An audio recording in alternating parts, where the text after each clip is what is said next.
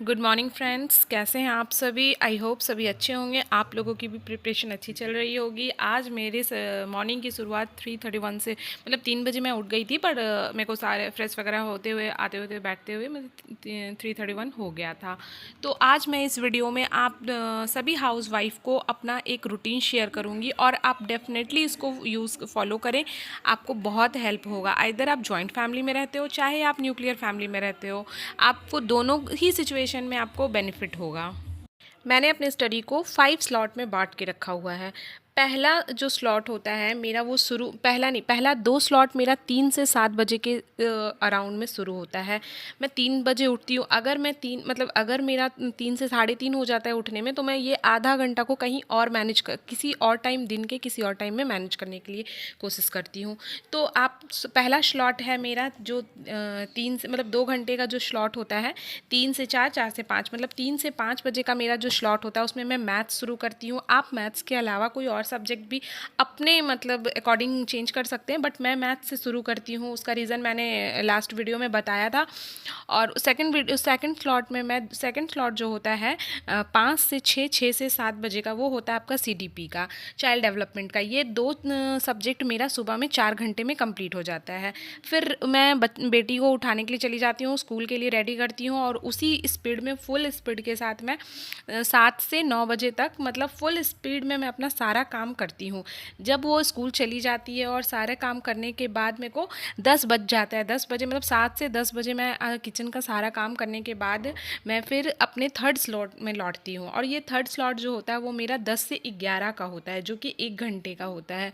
इसमें मैं EVS देखती हूँ। क्या इस टाइम पे मैं बहुत ज़्यादा बुक खोल कर ऐसा कुछ नहीं, चलते फिरते मैं बुक को EVS को रिविज़न कर लेती हूँ। फिर तब तक 11:30 बजे मेरी बेटी के आने का टाइम हो जाता है। तो उसके बाद मैं लग जाती हूँ अपना उसके खाने का प्रिपरेशन में, और फिर वो आने के बाद उसका ड्रेस चेंज करना और उसको खाना खिलाना मेरे लिए तो बहुत चैलेंजिंग हो जाता है। तो मेरा बहुत टाइम इसमें जाता है। फिर वो सोती है तो मैं उसके साथ थोड़ी देर के लिए सो भी जाती हूँ। फिर उसके बाद मेरा फोर्थ स्लॉट जो होता है वो शाम में शुरू होता है। इवनिंग के टाइम में मैं क्या करती हूँ कि जैसे 4-5 बजे का टाइम होता है, वो सो के उठती है, फिर उसको मैं कुछ खिला के पढ़ाई कर, उसका स्कूल का होमवर्क कंप्लीट कराने के बाद, पढ़ाने के बाद मैं क्या करती हूँ कि उसको, उसके साथ साथ मैं खुद भी थोड़ा रिवीजन शुरू कर देती हूँ। लेकिन उसका जब पढ़ाई कंप्लीट हो जाता है, 1 घंटे उसको प्रॉपर मैं टाइम देती हूँ।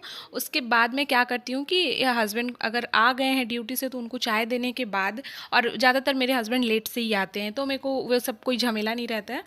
मैं क्या करती हूँ कि अपनी बेटी को पढ़ाने के बाद मैं उसको कुछ खाने खिला देती हूँ। फिर वो टीवी देखती है, वो अपना ड्राइंग करती है, किसी भी चीज़ में रहती है। तब तक मैं क्या करती हूँ कि मैं 2 घंटे का वहाँ पर अपना फोर्थ स्लॉट जो है वो 2 घंटे का इंग्लिश लेके स्टार्ट करती हूँ। इस रूटीन को आप अपने अकॉर्डिंग आगे पीछे कर सकते हो, क्योंकि सभी का सिचुएशन अलग होता है, सभी के घर का कंडीशन अलग है। तो आप इसको अपने अकॉर्डिंग चेंज कर सकते हो। मेरा मोटिव इस वीडियो को शेयर करने का है कि आप जो भी स्टार्ट नहीं ले पा रहे हैं, वो इस तरह से अपना स्टार्ट ले सकते हैं। और फिर उसके बाद क्या करने, उसके बाद मैं उठने के बाद ना सीधे चली जाती हूँ किचन में। शाम का पूजा करने के बाद मैं किचन में गई और सीधे मैं अपना डिनर प्रिपेयर करके रख देती हूँ। बर्तन धो के, किचन साफ़ करने के बाद, सारे काम को करने के बाद मैं सीधे आ जाती हूँ। मतलब जैसे रूम में आई तो मैं अपना फिफ्थ स्लॉट जो है वो 1 घंटे का मैं हिंदी रखती हूँ। हिंदी क्या है, हिंदी में मेरा हिंदी बहुत स्ट्रांग है। तो मेरे को क्या होता है कि हिंदी में मेरा अच्छा कमांड है, तो मेरे को हिंदी में बहुत मेहनत नहीं करना है। तो मैं कितनी भी थकी हुई क्यों ना हो, मैं क्या करती हूँ कि हिंदी का बुक निकाल के सीधे MCQ वगैरह प्रैक्टिस करती हूँ। और जब अभी MCQ कर रही हूँ और जब प्रिपेयर कर रही थी, तो एक चैप्टर कोई भी उठाती थी और उसको उस समय पे पढ़ती थी। तो क्या है कि इस तरह से मैं 5 स्लॉट में अपना पूरा टाइमिंग बांटती हूँ, और ये पूरा टाइम जो है वो आपका 8 आवर्स का निकलता है।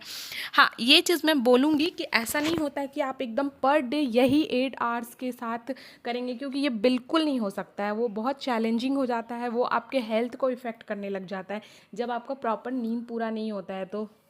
तो बीच बीच में आप 1-2 दिन बहुत अच्छा नींद ले सकते हैं, अच्छे से सो सकते हैं। ऐसा अभी कोई वैकेंसी आया भी नहीं है, अभी तो कुछ पता भी नहीं है। बट हाँ, इस अकॉर्डिंग अगर आप प्रिपेयर करते हैं, तो आपको इस टाइम टेबल को अगर आप फॉलो करते हो, तो आपको अच्छा खासा टाइम मिल जाता है।